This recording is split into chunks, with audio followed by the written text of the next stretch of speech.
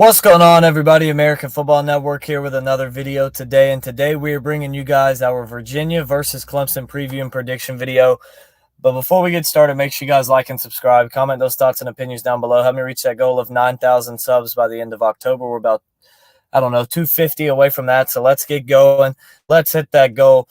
But let's go ahead and jump in to today's video. We got Virginia versus Clemson. The line on this one, Clemson favored by 21.5 points at home. The over-under set at 57.5. It'll be a 12 o'clock game on ACC Network. You look at Virginia coming in. They come into this game 4-2 overall, 2-1 in the ACC. Got a win against Richmond week 1, 34-13. Beat Wake Forest on the road 31-30. Lost to Maryland at home 27-13. Beat Coastal Carolina on the road 43-24, beat Boston College at home 24-14, and then lost to Louisville this past Saturday 24-20 at home. For the Tigers, you look at them, they come in 5-1 overall, 4-0 in the ACC. Got beat up by Georgia week 1, lost that one 34-3, then beat App State at home the following week 66-20, had a bye week, then beat NC State 59-35. Beat Stanford 40-14, beat Florida State on the road 29-13, and then won this past weekend at Wake Forest 49-14. So the only common opponent so far for these two teams is Wake Forest. Both played at Wake Forest. Virginia won 31-30. Clemson won 49-14. When you look at some series history between these two teams, Clemson leads the all-time series 40-8-1. Clemson has won 5 straight. The last matchup between these two teams, Clemson won 41-23 in Death Valley back in 2020. Clemson won, Clemson won 29 straight from 1955 to 1989. You look at Dabo, he's 4-0 against Virginia, 2-0 in Death Valley. Beat them once in Charlottesville back in 2009, and then in 2019 beat them in the ACC championship. You look, Clemson is 21-3-1 all-time at home against Virginia. Tied one time back in the 80s, I think it was, at 20. And then Virginia had a little streak going there. I think they won 3 or 4 straight against Clemson. Some of those coming in Death Valley. But for the most part, Clemson's dominated the series and dominated at home. You look at the injury report for this game. For Clemson, Tyler Brown, the wide receiver, he's questionable with an ankle injury. He's been out the last couple weeks. And then Bryant Wesco should be good to go. No other new injuries. I mean, the only other guy, Kobe McLeod, but he got hurt back, I believe, in the App State game for the season. You look for Virginia, no new injuries for them. Chris Tyree should be good to go in this game.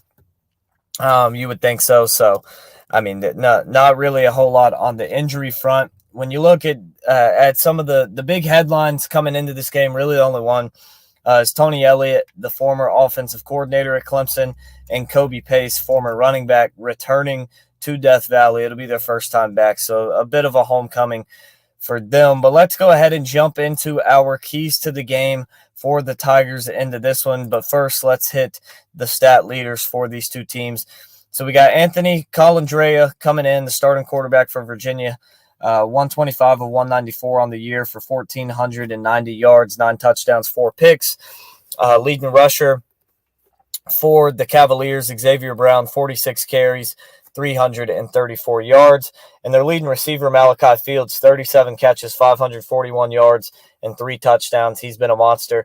On the flip side, for the Tigers, Klubnik, the quarterback, comes in 123 of 184 on the season with 1,528 yards, 17 touchdowns to just 2 picks.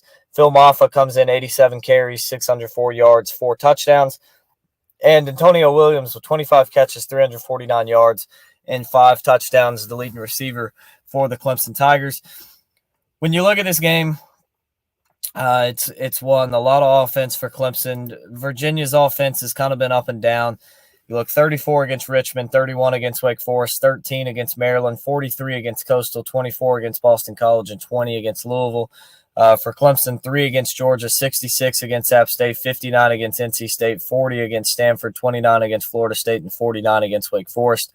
So Clemson's offense seems to be more explosive bigger plays down the field. But let's go ahead and jump into our keys to the game for this one. Number one key for me in this one for a Clemson win is stop the run for Virginia. I mean, that's where a lot of their offense comes from. They like to play off of that run game.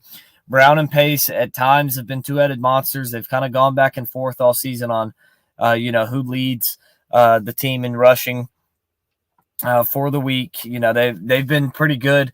You got to watch out. Calandrea can get in the mix as well, running the football. That could really help spark that offense, give them some creativity if they're able to run. If they're able to run the ball. We saw Stanford run it pretty successfully on Clemson, especially in the first half. Florida State did not have much success running the football. Wake Forest with Claiborne and that little mesh play that they like to run, they had success at times. Now, it wasn't consistent throughout the game, but they had times where they had some big runs pop. So Clemson got to stop the run. You don't want Virginia to be able to run the football on you because that can open up a lot of pieces for this offense that isn't a very good offense, but it can play elite, especially if they're able to work off of a strong running game. Number two key to the game for me is keep Calandrea in the pocket and contain Malachi Fields. You don't want Calandrea getting outside of the pocket. He's not an elite passer. While in the pocket, he can make some magic happen when he gets outside of it. He led Virginia in rushing last week against Louisville with 84 yards on the ground. But not only that, Fields has led Virginia in receiving in every game this year but one. So you got to find a way to contain Calandrea and keep him in the pocket, because when he gets outside of the pocket, he can take off and run with it. But that also opens up, it's kind of a scramble play.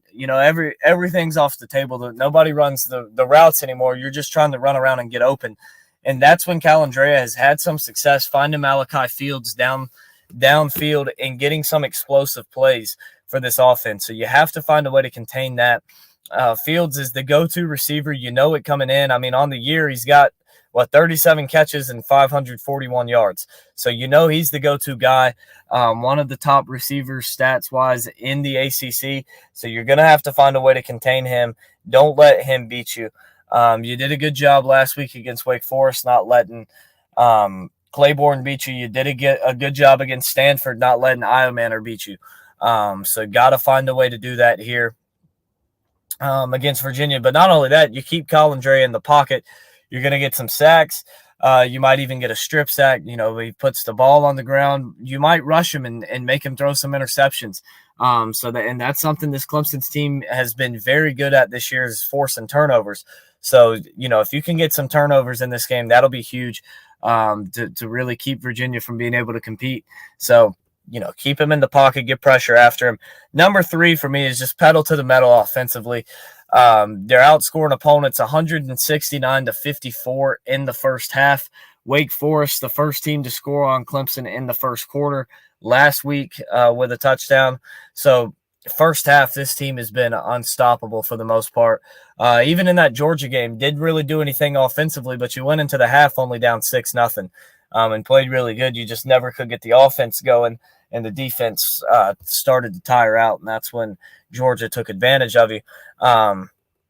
So, you got to find a way to just compete and just put them away in the first half like you've been doing to teams. That's really what we've seen from Clemson all year long outside of week one, has just been putting teams away in the first half. So, keep doing that, and it should be a good day for the Tigers. So now to my score prediction. As I mentioned earlier, Clemson favored by 21.5 points in this game. The over-under set at 57.5. I have Clemson winning this one 45-13. So the over just barely hits at 58. Clemson covers the spread. And, I think I would have Clemson covering the spread, the over-under. Not so sure if I would necessarily play it. It could be a little bit risky. Last week I said under 62 against Wake Forest, and, they combined for 63. But, yeah, I wouldn't necessarily play the over. I'd be a little cautious playing the 21.5 for Clemson, just because they do at times allow second-half points. So be cautious of that. But I think the Tigers get a big win here. against former offensive coordinator Tony Elliott. I don't see Virginia being much of a problem for the Tigers in this one. But that's going to wrap up today's video. Thank you all for watching. Let me know your thoughts and opinions down below. Give me those score predictions in the comments. Hit that subscribe button.